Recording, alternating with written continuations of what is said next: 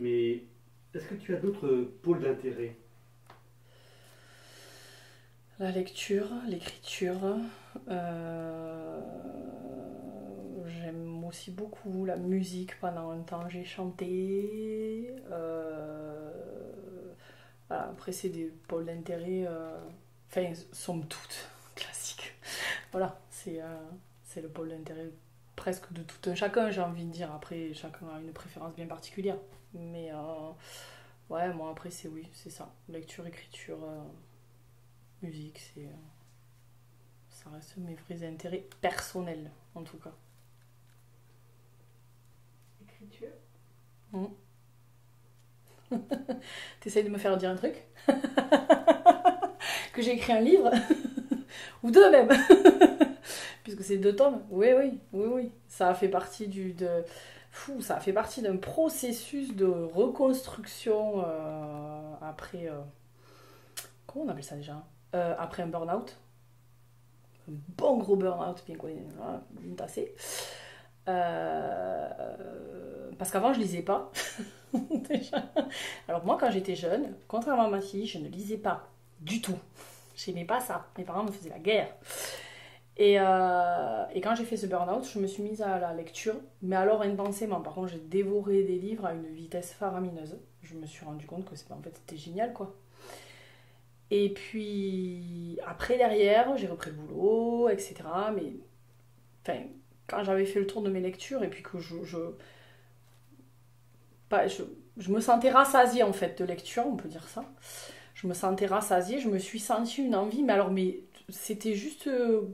comme ça, c'était très fugace, hein, comme écrire un journal intime. Hein, voilà, il y en a un jour, il démarre un journal intime. Ben, moi, j'ai démarré un truc qui m'est sorti de la tête comme ça, sur un cahier. Et puis, je l'ai fait lire à William et il m'a dit, mais Céline, mais en fait, ben, c'est sympa. Tu devrais le mettre sur l'ordinateur, parce que j'ai écrit sur un cahier. Donc, voilà. Tu devrais le mettre sur l'ordinateur. Et le souci, c'est que quand je... Enfin, le souci, c'est que quand je me suis mise au clavier, j'ai commencé à retaper ce que j'avais mis sur le cahier.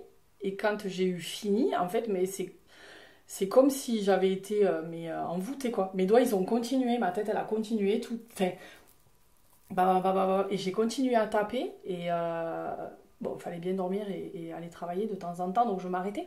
Mais j'avais quand même tout le temps cette envie de reprendre le clavier, de continuer cette histoire, de la faire vivre. Enfin, ça vivait dans ma tête, hein. C'est un truc... ouais, c'est un peu bipolaire quand même comme idée, mais voilà, j'avais des gens qui vivaient dans ma tête.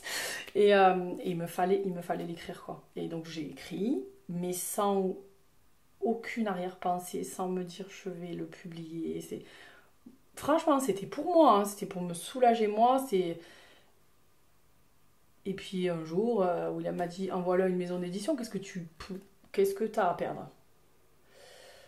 Ouais, bon, pas trop, je sais pas, machin. Puis un jour, j'ai sauté le pas, quoi. Ça a été comme me faire tatouer, j'ai sauté le pas.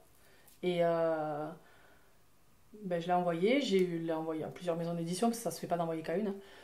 J'ai eu 4 réponses positives, j'en ai choisi une, et puis à partir de là, voilà, l'aventure a commencé.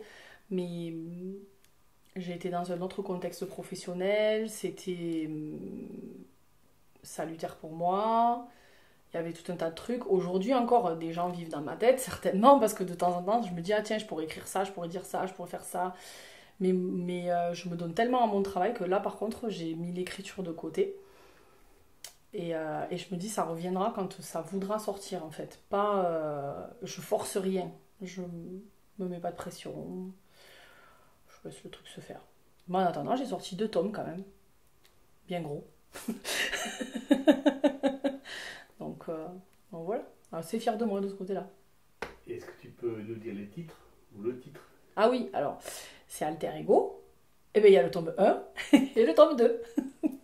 Voilà, j'ai pas changé les tomes. Enfin, j'ai pas changé le titre, j'ai laissé le titre avec tome 1 et tome 2 parce que pour moi c'est ça. Puis Alter Ego, ça veut dire quelque chose aussi, hein. C'est que c'est sorti à un moment donné, il y avait quelque chose qu'il fallait qu'il sorte de moi. Voilà. Donc, Et ça, c'est un roman ou c'est un essai ou c'est quel style? c'est un roman. Alors, c'est une romance. Ouais, alors il y en a qui disent érotique. Oui, quelque part, si, ça l'est. Je peux pas dire le contraire. Mais en fait, c'est ouais, c'est à cheval entre la romance, la vraie romance, hein, et puis l'érotisme bien érotique. Voilà, on est un peu entre les deux. De temps en temps, c'est un peu plus chaud, hard. Voilà, c'est ça. Et quelle est l'heureuse édition qui a... Alors, ça a été publié chez Erato Édition. Mais par contre, j'ai pas publié sous mon nom. J'ai pris un nom de plume. Alors, c'est voulu, complètement, hein, de par mon métier, même le métier que je faisais avant. Comme j'ai une exposition, comment dire, une exposition publique, puisque voilà, avant j'étais assureur. C'est pas évident en fait, hein, le regard des gens, l'idée des gens, parce que alors de suite, ah ouais, elle a fait la romance érotique, ouh, ah oui, ben oui. Parce que toi, t'as jamais pensé peut-être. Donc voilà, nous sommes tous chastes, n'est-ce pas? Voilà, même dans nos idées. Donc du coup, j'ai mis un nom de plume, qui était Colleen Carter. Alors Colleen, parce que ça me plaisait. Voilà, comme on choisit un prénom pour son enfant, Colleen. Et Carter, parce que je suis fan de rugby et de Don Carter, donc voilà, bon, lui, c'était un petit fantasme, genre, ça.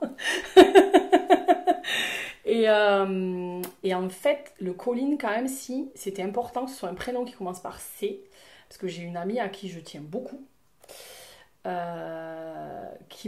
la seule d'ailleurs, qui m'appelle CC. Et en fait, quand on regarde Colleen Carter, bah, ça fait CC, voilà, c'est juste ça. Après, tout le monde m'appelle Celle, ben, elle m'appelle CC. Et c'était mon petit clin d'œil à cette personne-là que j'adore, quoi. Qu'est-ce qui fait qu'aujourd'hui tu peux nous dire ton nom de plume, cette espèce d'anonymat voulu au départ, tu le libères aujourd'hui? Parce que je m'en fiche en fait. Je me dis que maintenant, enfin, c'est pas... Bon, déjà, il y a beaucoup de gens qui savent. Déjà, on commence par là. Mais en fait, contrairement à avant, je pense que je savais que j'allais vouloir changer de métier. Je savais qu'à un moment donné, il fallait pas que je m'expose trop, c'est pas le mot. Mais quelque part, si garder cette forme d'anonymat... parce qu'aujourd'hui, ben, avec Internet, on arrive à tout. Hein. LinkedIn, Facebook, machin, bon, c'est juste un enfer. Donc, les patrons font ça aussi, hein, d'aller chercher, ils tapent un prénom qui n'a pas googlisé son voisin, quoi. Donc voilà. Et du coup, là aujourd'hui, ben, en fait, je m'en fiche parce que je suis bien assise professionnellement et puis au pire, si ça me porte préjudice, ben, je rebondirai. Est-ce que ton roman, c'est une réussite? Tu le considères comme une réussite? Ben, ça, par exemple, il y a des gens, j'ai l'impression qu'ils m'en font des caisses. Pardon.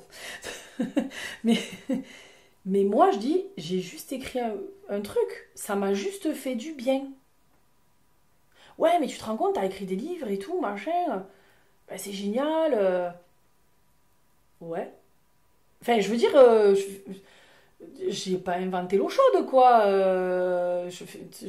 Ben, je sais pas. Vois ce que je veux dire? Et c'est pareil, les cadeaux, je sais pas les recevoir. Hein, donc, là, c'est pas... Je dis merci. Ben, on a l'impression que je suis pas contente. Je suis contente intérieurement.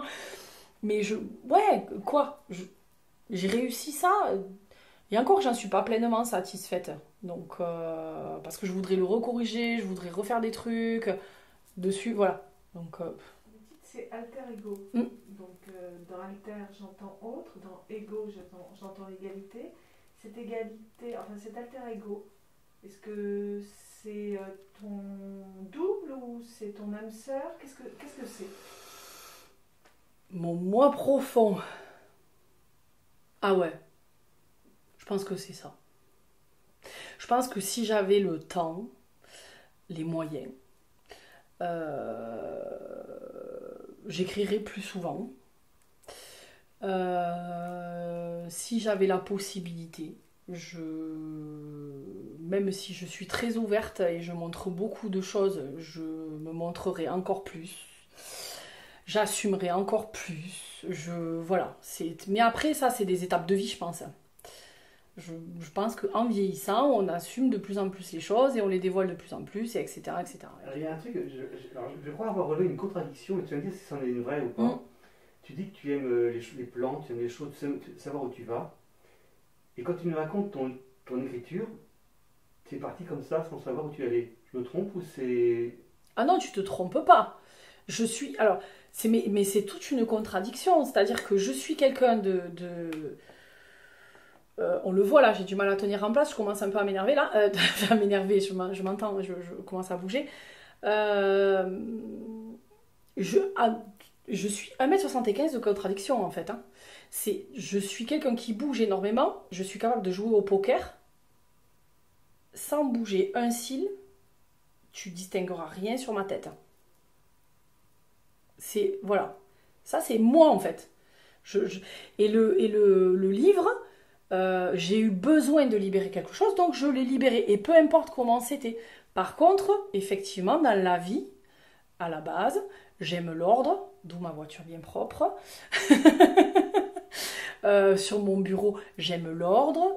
Mes patrons me le disent. Ils me disent, toi, c'est fou que tu sois commercial parce que en fait, tu serais bien secrétaire ou comptable, quoi. Sauf que j'ai horreur de ça. Donc je ne sais pas rester au bureau. Moi, il faut que je bouge, il faut que je mange. Tout est contradictoire, en fait, tout le temps. Mais je sais pas, je suis peut-être bipolaire, hein. Non, mais c'est le côté schizophrénique de l'écrivain, ça aussi. D'être quelqu'un, tu sais, dans la vie, et d'être quelqu'un qui écrit des choses.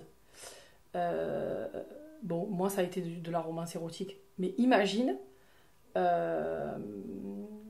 le scénariste ou l'écrivain qui, dans la vie, est tout ce qu'il y a de plus normal, cartésien, machin, etc. Il écrit des trucs sur la science-fiction, mais qui sortent complètement... enfin, limite d'un esprit torturé. Hein, moi, j'avais dit ça à William, sur les films Saw.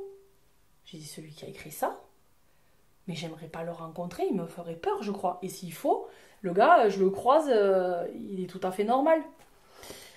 Donc c'est un peu ça. J'ai 1m75 de contradiction.